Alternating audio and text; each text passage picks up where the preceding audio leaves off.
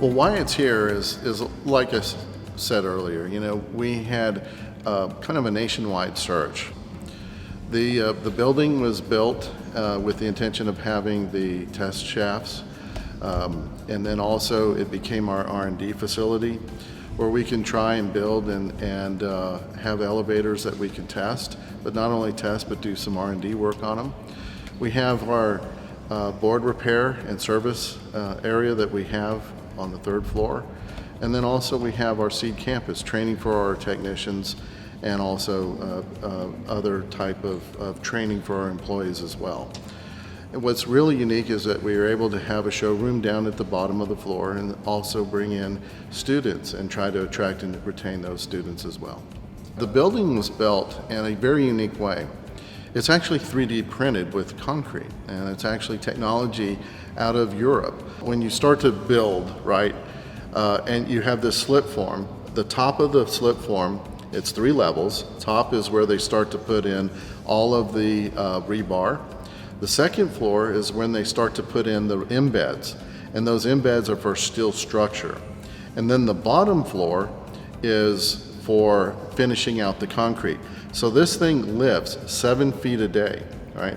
And so it was under 60 days to complete, and they poured every day, and they kept going 7 feet a day until they got up to the height of 420 feet.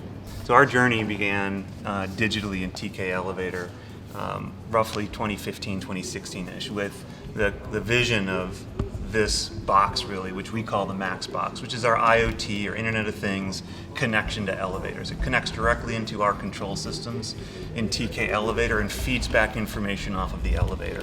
That's meaningful for anybody who's riding an elevator, because obviously when an elevator breaks down, there's an entrapment or there's something like that that changes if there's a storm and the building loses power, for example.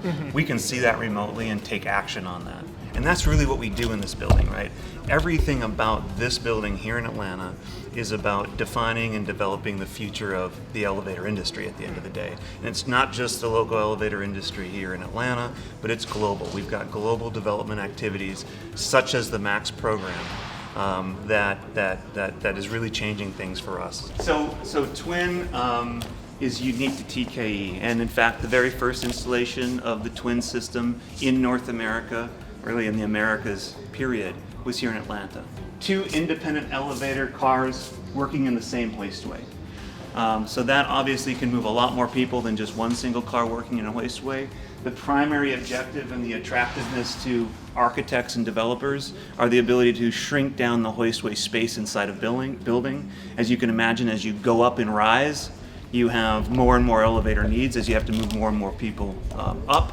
And if you can do that with 2 cars in the common hoistway, you can obviously increase your efficiency as well as decreasing the footprint of the building. Overall, that means more rentable space for the lifetime of that building. So I just pulled up our Agile mobile app, okay, which gives me the options to ride to one of these 3 floors. These elevators serve 4 floors. We're obviously on 1 floor here, and I can place a call to, say, the 4th floor, and it'll tell me to ride PE2, which is this elevator here. And if I were to get in this elevator and cross the light beam, it'll know that a person's joined, and it'll take now, and that's going to take off, and it's going to travel to the 4th floor. These are the types of things that we're working on here in this building, because we believe that the future of technology has to come together with people, physically together, along with the ability to test things out in near real time, live on real elevators.